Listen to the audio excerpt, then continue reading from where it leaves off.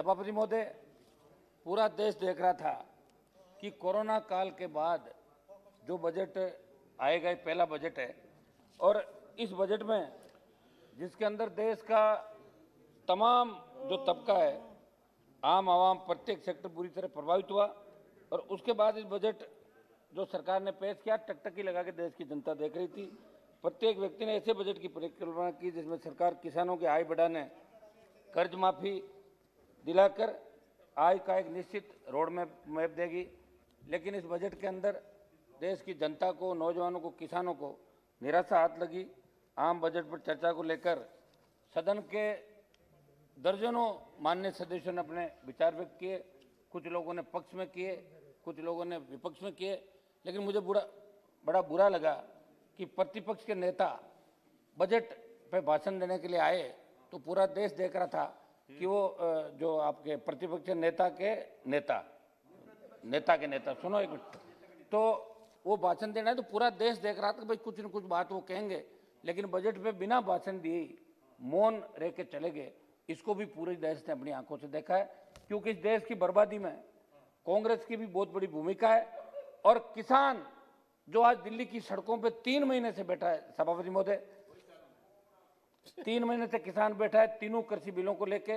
प्रधानमंत्री जी जब कल बजट भाषण दे रहे थे, इनकी इच्छा तो है प्रधानमंत्री जी की बिल वापस लें, लेकिन कौन से रास्ते से लें, कहीं बिल वापस लेने से सरकार की हार तो नहीं हो जाए।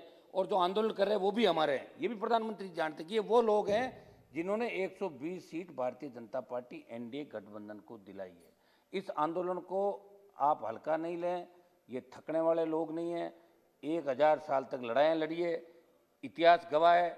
आप जितना इनको प्रेम से समझाओगे समझ जाएंगे, और अगर शक्ति दिखाओगे तो ये किसान रुकने वाला नहीं। सभापति महोदय, मेरी सरकार से अपील है कि जिद छोड़ें और इन सब लोगों की जो मांग है, तीनों कृषि बिल और खरीद एमएसपी पे खरीद की गारंटी का कानून लागू करें। ये सही बात है कि कांग्रेस ने एमएसपी पे खरीद की गारंटी का कानून और स्वामीनाथन आयोग की रिपोर्ट लागू नहीं करी, इसलिए कांग्रेस की यह हालत होगी। कोने में बैठी कांग्रेस, अकेले सुरेश जी बैठे, बताओ बाकी लोग कहाँ गए कांग्रेस के?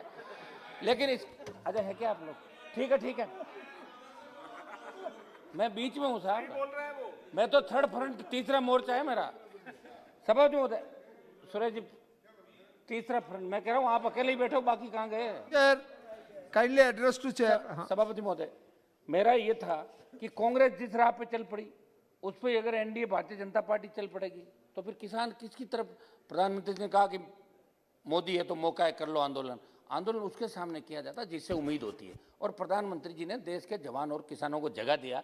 2014 और 19 के अंदर देश के अंदर इन्होंने कहा कि किसान की आय दुगुनी करेंगे, 3 गुनी करेंगे, 4 गुनी करेंगे, और किसान इस बात को सच मान बैठा। आपको वोट भी दिया और पहली बार शायद भारतीय जनता पार्टी को स्पष्ट बहुमत मिला, 303 सीट मिली। इसलिए हमारे एनडीए के जो साथी थे उनको भी आपने धीरे धीरे करके और कहा भाई हम 303 है, इसलिए आप जाओ, आपकी अभी फिलहाल हमें आवश्यकता नहीं है, चॉइस में देखेंगे जरूरत पड़ेगी तो।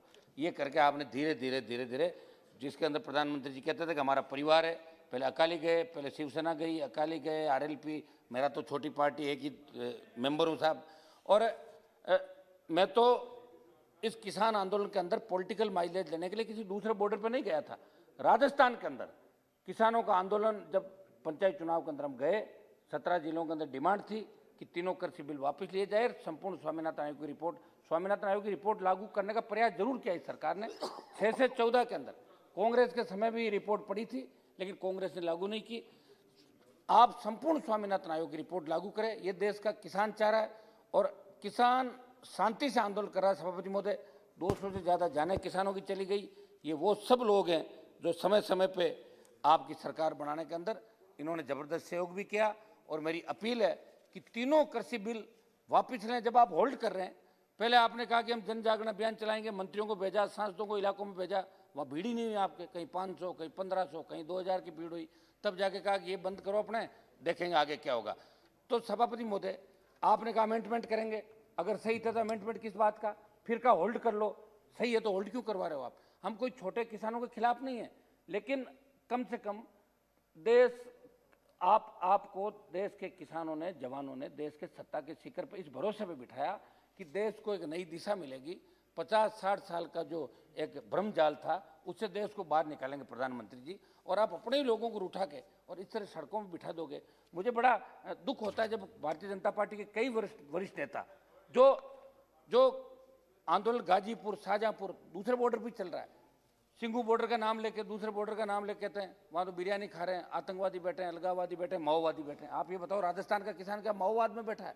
ये हनुमान बेनीवाल जो एनडीए का सांसद है, जो पूरे देश के अंदर शायद एक एमपी होगा, जो 60 दिन से लोकसभा चल रही था आपके यहाँ आ गया, सड़क पर बैठा हुआ व्यक्ति है। और एक बार जब हमने कूच किया दिल्ली की तरफ तो गृह मंत्री जी ने कहा कि एक बार डेफर करो, हम बात करें, मदद करेंगे। हमने आपकी बात भी मानी, 2 बार बात मानी।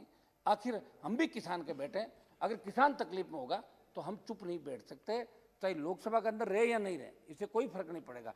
और इसके अंदर सभापति महोदय, एक प्रधानमंत्री जी मैं ये भी अपील करना चाहता हूँ, ये कांग्रेस का आंदोलन नहीं है और कांग्रेस को देश के किसानों ने जान लिया। देश का किसान जानता है कि कांग्रेस किस तरह घड़ियाली आंसू बहाती है हमेशा। आज आवश्यकता पड़े वहाँ चले जाओ, और जब खुद का समय था तब कुछ किया नहीं।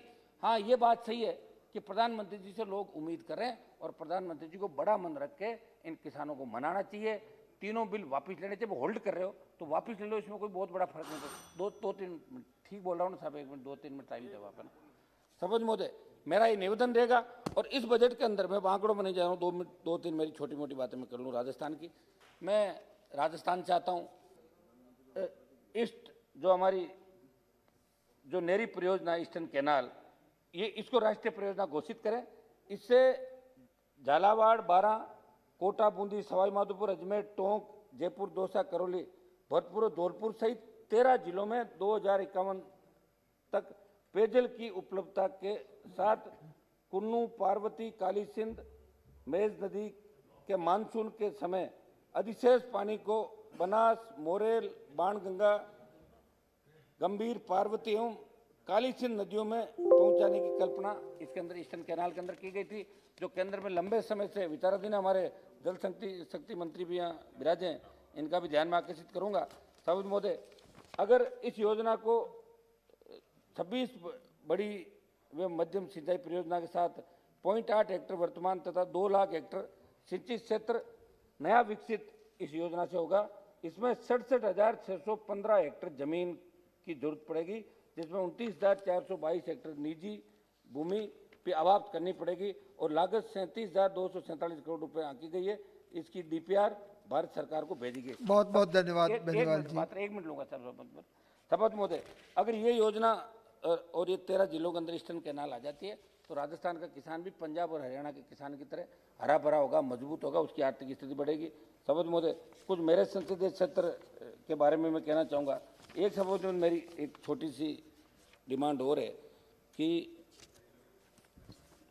रख दो, आधी मिनट में रख दो। हाँ,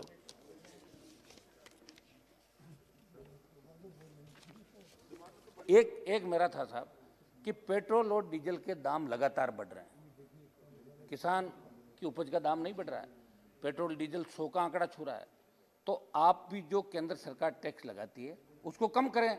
और हमारे राजस्थान के अंदर तो कितना बड़ा दुर्भाग्य है कि हरियाणा के अंदर, पंजाब के अंदर और दिल्ली के अंदर 11 रुपए 10 रुपए पेट्रोल डीजल सस्ता है और राजस्थान में महंगा है। राजस्थान की सरकार बहुत बहुत धन्यवाद, बहुत बहुत धन्यवाद।